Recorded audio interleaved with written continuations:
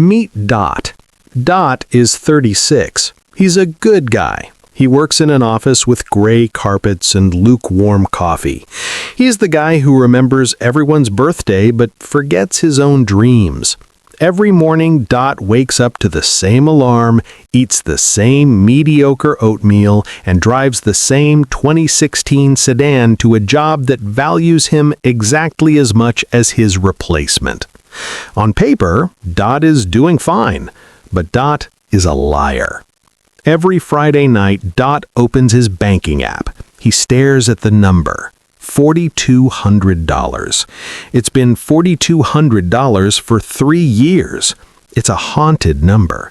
Every time Dot manages to claw his way up to $5,000, the universe senses his audacity and smites him. The water heater bursts. The car needs a new alternator. His best friend decides to have a destination wedding in a country that requires 3 layovers and a kidney donation. Dot is stuck in the gravitational pull of the red zone. In the red zone, life isn't a journey, it's a series of tactical retreats.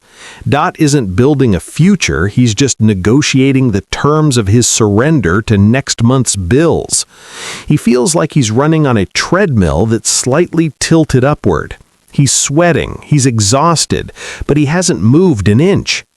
Dot thinks he has a lifestyle problem. He thinks he needs a better morning routine or a more expensive planner. He's wrong. Dot has a bandwidth problem. He is a hostage to his own lack of margin. He doesn't know it yet, but there is a physical escape velocity in finance, a number where the friction of life starts to melt away.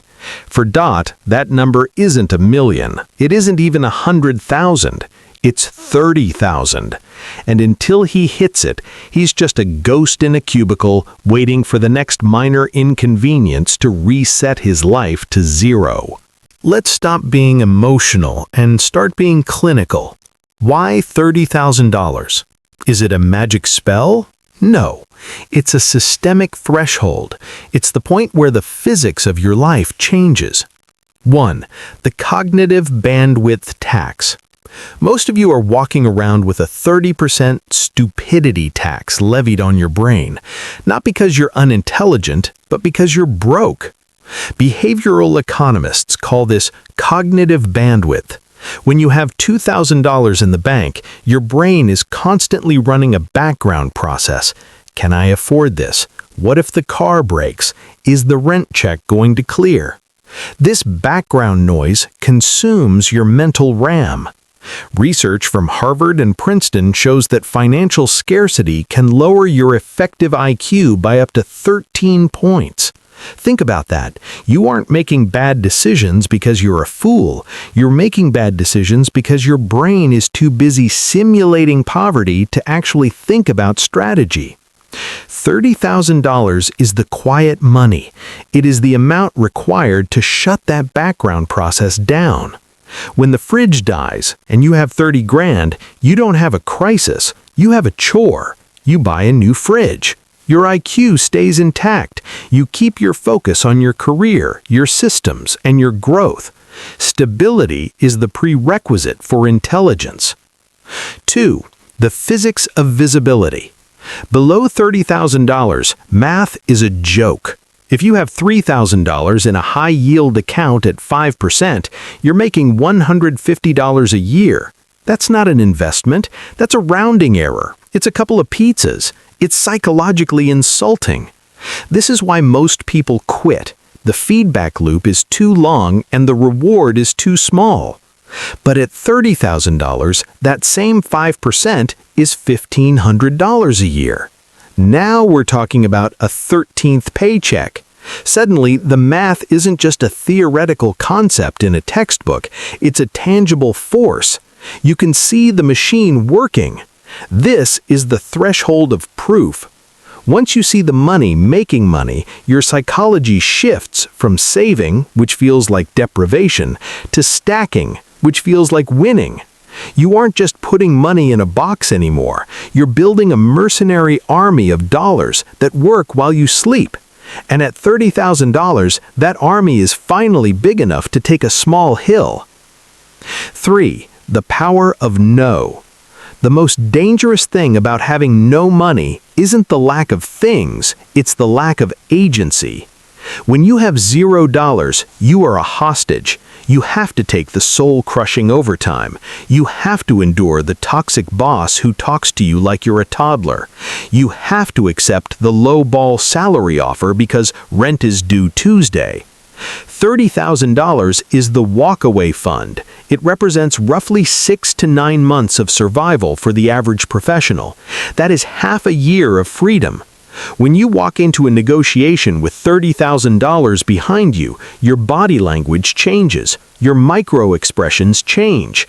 You aren't begging for a paycheck, you're offering your services. If they say no, fine. You have 180 days to find someone who says yes. Stability creates leverage. Leverage creates wealth. You cannot skip the stability phase and expect to survive the leverage phase. 4. The systemic momentum. Let's look at the wealth gap through a different lens. It's not just about what you earn, it's about the cost of being poor. Society is designed to harvest the poor. If you're broke, you pay convenience fees for being broke. You buy the small box of detergent because you can't afford the bulk price, paying 40% more per ounce. You pay interest on credit cards. You pay late fees. You pay for payday loans. You pay for overdraft protection. When you hit $30,000, you stop leaking. You buy in bulk. You pay annual insurance premiums for a 15% discount. You never pay interest to a bank again. You become the one collecting the interest. The system stops predatory feeding on you and starts serving you. The friction disappears. This isn't getting rich quick. This is the mechanical reality of capital. Once you have enough of it, life literally becomes cheaper to live. 5. The end of dopamine chasing. Why do people in the red zone spend money on stupid things? Why does Dot buy a $7 coffee or a $100 pair of sneakers he doesn't need? Because his life feels like a prison. When you have no hope of long-term progress, you trade your future for a 15-minute dopamine hit. It's a comfort buy. You're trying to purchase the feeling of being wealthy for the duration of a latte. But once you cross $30,000, the feeling comes from the balance, not the purchase. You realize that the feeling of having $30,000 is infinitely better than the feeling of wearing a $500 watch. You stop trying to look rich to hide the fact that you're struggling. You become comfortable being stealth. The need for external validation dies because internal security has taken its place. Back to Dot. It took him 24 months of brutal, cynical discipline.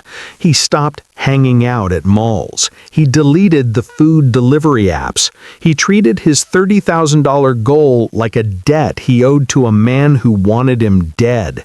He was relentless.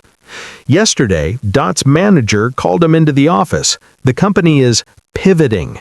They're cutting the department's budget, and they offered Dot a new opportunity, more responsibility, more hours, and the same salary. Old Dot, the $4,200 Dot, would have felt the familiar knot in his stomach. He would have laughed nervously, swallowed his pride, and said, "I'm a team player, I'll do it."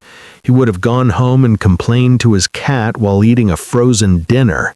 But today's Dot has $31,450 in a liquid account. He didn't yell, he didn't make a scene, he just sat there, comfortably, and said, "That doesn't work for me. If the role is expanding, the compensation needs to reflect that. Otherwise, I think it's best we discuss a transition plan for my departure over the next 4 weeks." The manager blinked. He wasn't used to Dot having a spine. He wasn't used to Dot having options. Dot didn't get the raise immediately. The manager said he'd have to check with HR. But Dot didn't care. He walked out of that office, went to his car, and sat in the silence. For the first time in 15 years, he didn't feel the hum, that low-frequency vibration of anxiety that usually lives in the back of his skull. It was gone. He realized that the $30,000 wasn't just a number on a screen. It was a suit of armor. It was the first time in his adult life that he actually owned his own time. The world didn't change, the economy didn't get better, the car still has a dent in the bunker, but Dot is no longer a victim. He has crossed the threshold. He is now playing a different game with different rules. Everything changes after $30,000, not because the number is big, but because the person you have to become to save it is finally capable of ruling their own life. Wealth isn't an event, it's a systemic byproduct of stability. If you're still under that line, keep grinding. The math is cold, but it's honest. Every dollar you stack is a second of freedom you're buying back from a world that wants to keep you in the red zone.